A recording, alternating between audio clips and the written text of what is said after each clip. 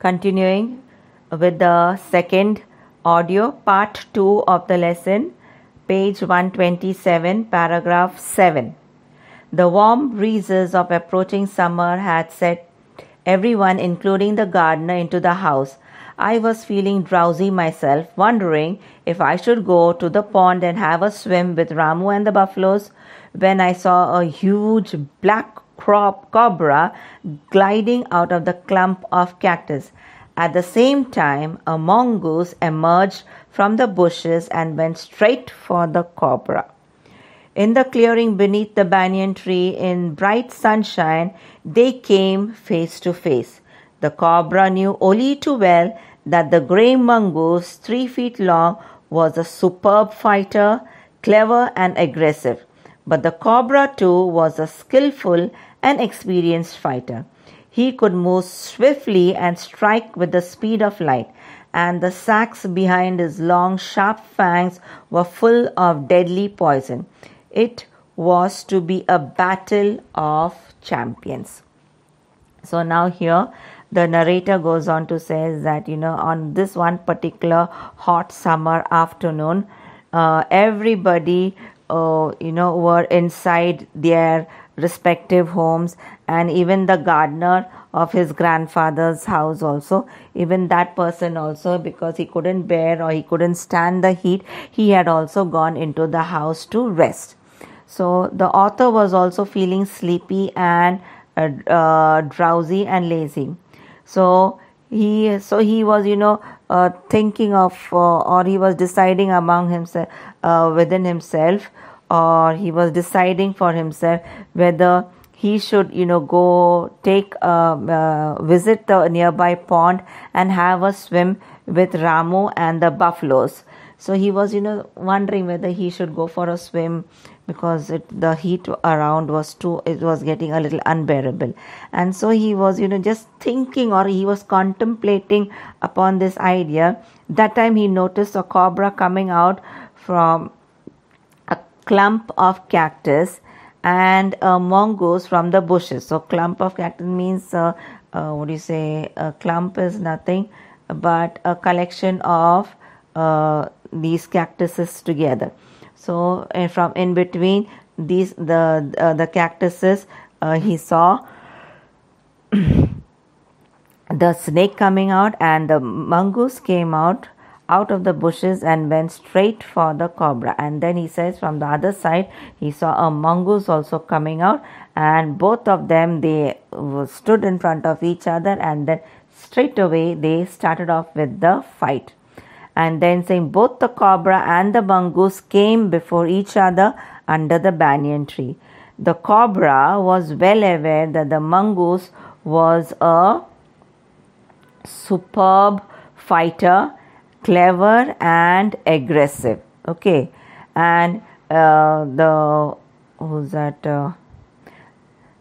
snake knew that the mongoose was, he had superb fighting skills, but he himself was also an experienced fighter. So the snake said that he knew his opponent was a superb fighter, but then he was not far behind. The snake also was not far behind. He also was an equally experienced fighter, and moreover he had an extra advantage, was that he had those deadly poisonous long sharp fangs that were filled with poison. And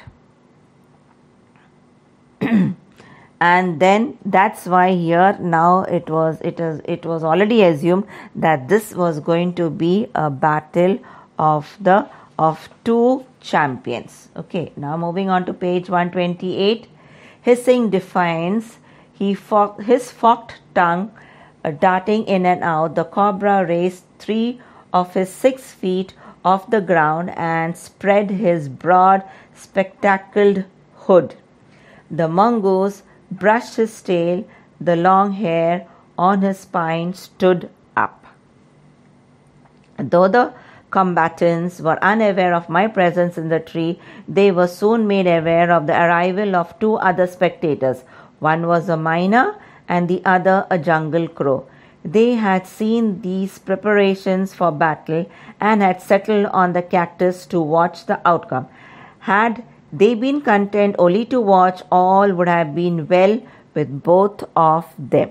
So now here the narrator goes on to say, now both of them were, getting ready to be in the combat mode. Both of them were getting ready for the fight.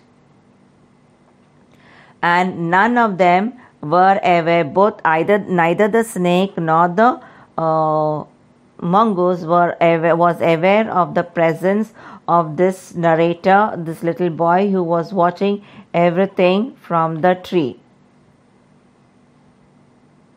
And he also goes on to say that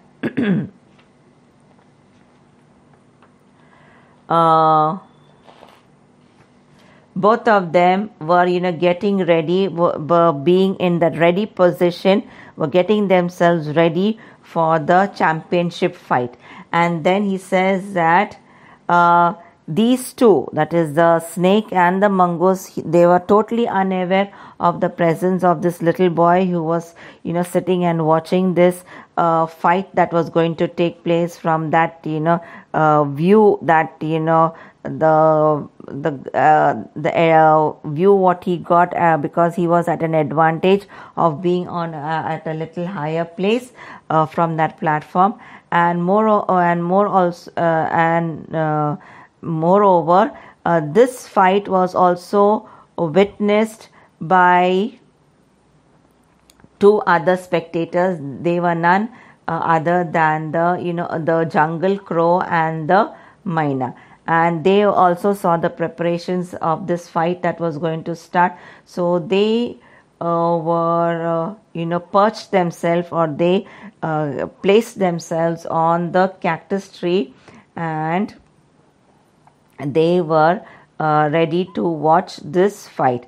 But, saying they were not content. Had they been content only to watch, all would have been well. So he's saying that these two spectators who had arrived, if they would just simply, quietly sit and watch the fight that was going to take place, and everything would have been just fine.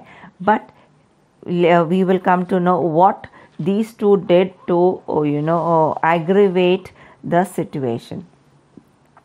The cobra stood in the defensive swing slowly from side to side, trying to mesmerize the mongoose into making a false move. But the mongoose knew the power of his opponent's glassy, unwinking eyes and refused to meet them.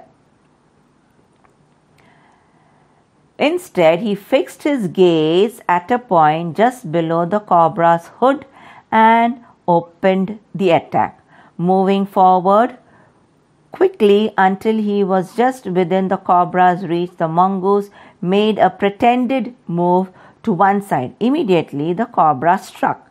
His great hood came down so swiftly that I thought nothing could save the mongoose. But the little fellow jumped neatly to one side and darted in as swiftly as the cobra, biting the snake on the back and darting away again out of reach. So now here the fight, both of these opponents, they were in their ready position to start the fight, and of course the fight did start. So here the narrator is going on to goes on to tell us that how the tactics that were used by the cobra to entice or to attract the mongoose to take the first move. So the cobra was trying to mesmerize. He was trying to hypnotize him, the mongoose, with its movements. But the mongoose also, he was quite a clever person.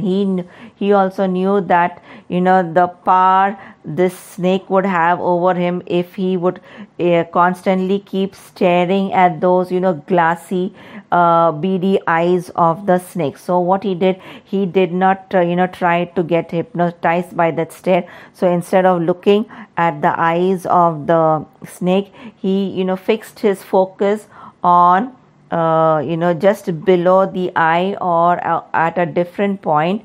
So he fixed his focus on attacking the cobra at a point just below the cobra's hood, and of course he started to attack him. Now, so now here the mongoose moving quickly until he was within the cobra's reach. The mongoose made a pretended move to move to one side. So now here the fight has started. So now here the mongoose, he was actually pretending like as if he was going to attack the snake from that side, but he just all of a sudden he just changed his position, and then he attacked the snake from another side. Immediately the cobra struck.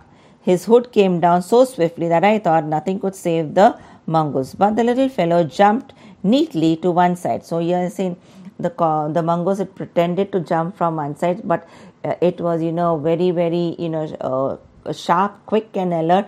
And so as the snake bent down to give it a bite, this mongoose, it jumped off before the snake could come and bite him.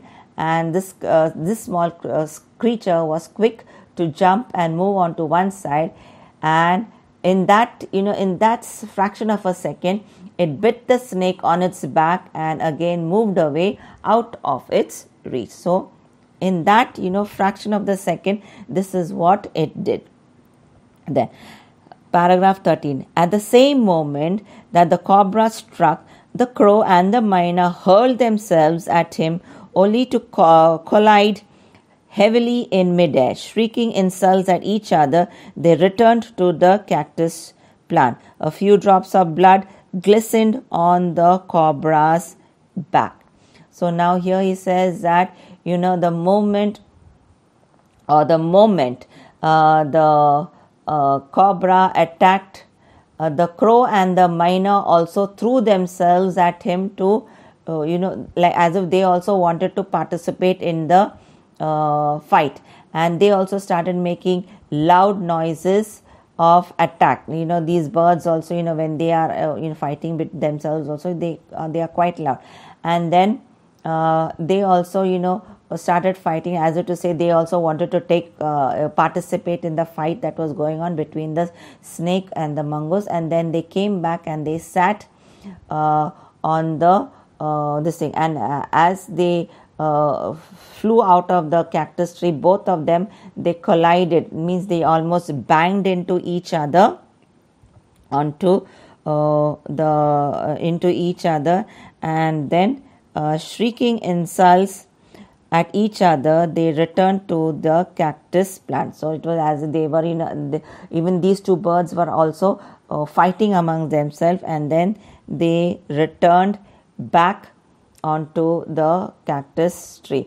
And then it was noticed that drops of blood were shining on the cobra's back. Now how did this blood drops come on the cobra's back? It was nothing but the bite that the mongoose had given for the cobra. Now children, I will stop my second audio here, and I will continue the remaining of the lesson in the next audio.